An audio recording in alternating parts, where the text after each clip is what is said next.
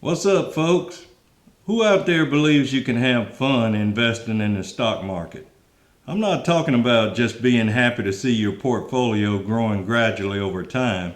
I'm talking about the rush you get from seeing an investment choice that you made increase in value by 300, 400, or 500% or even more. Well, I can tell you from personal experience that it's an awesome feeling.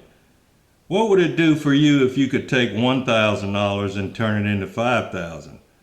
What if you could take $5,000 and turn it into $30,000 or $35,000 in 6 to 8 months' time? How would that make you feel?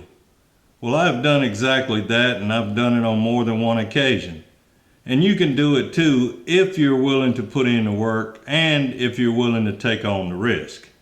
Yes, what I'm going to talk about today is high-risk investing. But if you do your due diligence, the rewards can be life-changing. I have to tell you up front, this type of investing is not for the faint of heart, and it should not be used as your primary retirement strategy. But if you already have a good retirement plan in place and you want to go after some high returns to help finance your lifestyle, then stick around.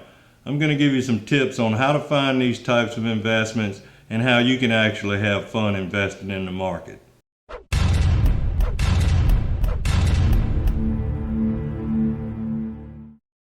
Before we get started, I have to give you my disclaimer.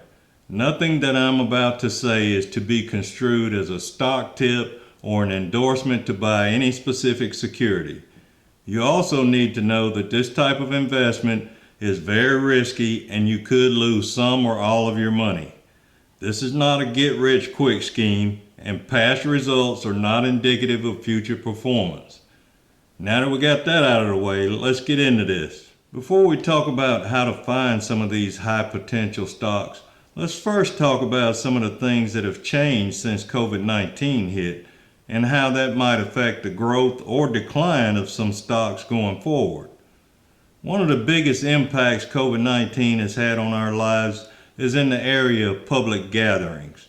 For almost a year now, we've had to curtail or completely eliminate some of our activities that were once taken for granted.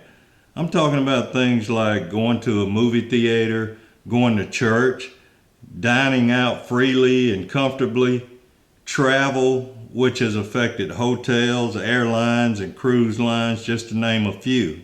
So as we start to see restrictions lifted in some of these areas, where will the opportunities lie for investors?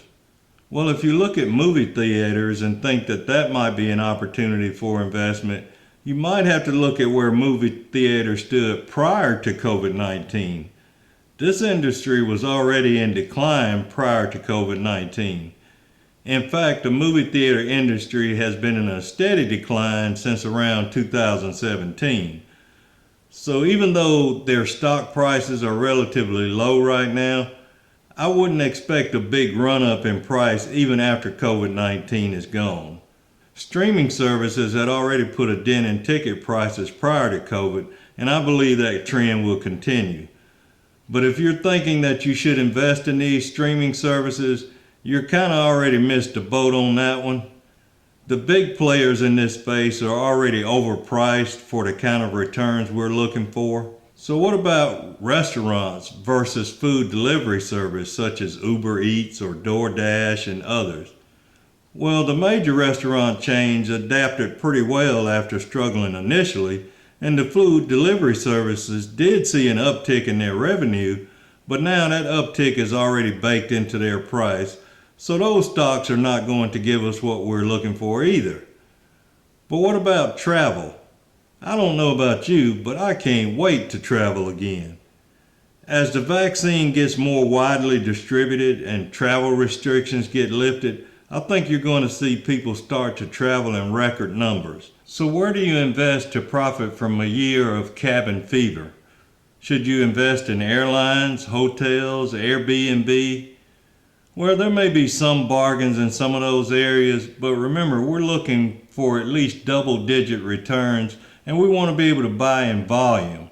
While airlines and hotels have certainly seen their stock prices drop due to lost revenue, their stock price for the most part is still too high to provide the entry point and upside potential that we're looking for. One area that I've been watching for some time now is the cruise line industry. And while I'm personally not a big fan of cruises, there are a lot of people who can't wait to get on a cruise ship. Now, if you remember, prior to COVID-19, the cruise industry was already experiencing some setbacks due to people getting sick on some of the ships, but that was mostly food-related illnesses. Of course, COVID-19 completely shut down the cruise lines, but people are still holding reservations for cruises they booked before the shutdown, and new reservations are starting to pour in daily. Some cruise line stocks are at half their pre-COVID values.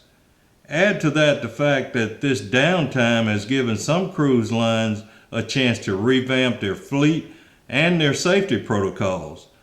I think there's an opportunity here to realize some really good returns, but you have to do your due diligence and you need to act fast. Another thing to think about when looking for big returns in the new economy is what has changed permanently due to COVID-19. Think about how you have adapted during this period. Some things are not going to go back to the way they were before. The way we shop, for instance, has changed dramatically. When we couldn't just run to the store every time we needed something, we turned to online shopping and delivery. I think a lot of brick and mortar stores will continue to struggle even after COVID is gone, and e-commerce will continue to grow. So does that mean you should invest in Amazon? For what we're looking for here, I would have to say the answer is no, for a number of reasons, not the least of which is Amazon's price. What you want to look for is the systems behind the scenes that help facilitate e-commerce. Systems that are being used not only by Amazon, but Walmart and other companies that are looking to expand their presence in this space. This is where you will have to get more in depth with your research.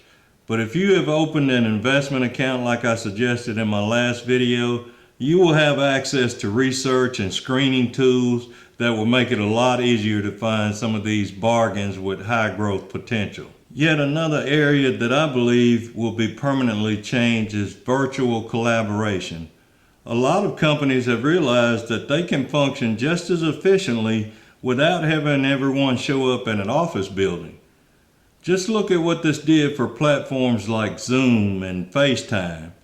Prior to COVID, Zoom's stock price was holding somewhere around $100 a share.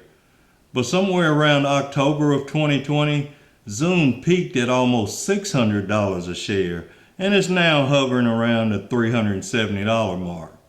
Look for other more affordable platforms that will also support this type of collaboration because I don't think it's going away. Education systems are looking for ways to expand their reach. Healthcare professionals are going to continue to do more with telemedicine as well. So this could be an area to find a hidden gem. Other things to look for if you want to see big gains, which is always fun, are beaten down stock. When I say beaten down stocks, I'm referring to stocks whose price fell simply because the entire stock market took a hit. Back in March 2020, when the stock market fell by over 30%, there were some companies who were not directly impacted by COVID-19, but their stock prices fell anyway. When the dust settled and investors could see who would really be hurt and who wouldn't, stock prices started to rise again. But whenever a major event like that happens, there's always some companies that get left behind in the recovery. There may not be anything wrong with the company or its financials, they may simply get overlooked. So look for companies that were doing well before and are still doing well now, but their stock prices are still depressed or undervalued. Also look for small companies with big potential. We are entering into the next generation of new technology, everything from 5G to green energy to autonomous vehicles. But that doesn't mean that you should invest in Verizon, solar panels, or Tesla automobiles. What you should be looking for is the companies that make products that will support this new technology. Companies that hold the patents for certain computer chips, new battery technology, and artificial intelligence. This is where you can make some real money. One other area that you should maybe give consideration to is the medical marijuana industry. Now, I know some of you may have moral objections to this industry, but if you don't, there are some potentially very lucrative opportunities in this area. There are a lot of players in this space, so you really have to do your homework. The real key to making a lot of money and having fun in the process is to stick to a few important criteria. First of all, you want to be able to buy volume. The more shares you can buy, the greater your overall return. Think of it this way: if you bought 1,000 shares of a stock that costs $3 a share, your initial investment is $3,000. If that stock goes up by $1, then you've made $1,000. But if you spent that same $3,000 on stock that costs $50 a share, you'd only have 60 shares, and if the price went up by that same $1, you would only make 60 bucks. Big difference, right? So look to buy in volume at low prices. Second, always use limit orders when you buy. Some of these stocks can swing pretty wildly in the course of a day. By using a limit order, your buy order will only be executed at or below the price that you specify. And third, stay engaged. In my last video, I recommended using an app on your phone to stay abreast of things and create a watch list. For Android users, I recommended Yahoo Finance, and for Apple users, there's an app that's simply called Stocks. They both have very similar features and are a must-have for any serious investor. Just remember, we're talking about high-risk, high-return investments here. So I have to repeat what I said up front. This should not be your primary retirement portfolio. But if you have the intestinal fortitude, you can make some really nice profits if you do it correctly. I always have things on my watch list, so if you have trouble getting started, reach out to me and let's talk. You can make a lot of money with the right strategy, but you have to be willing to change how you think about things, and you have to be prepared to take action when the time is right. Our behaviors are the key to our success or failure. And you know what I always say, change your behaviors and you can change your life. So until next time, behave well.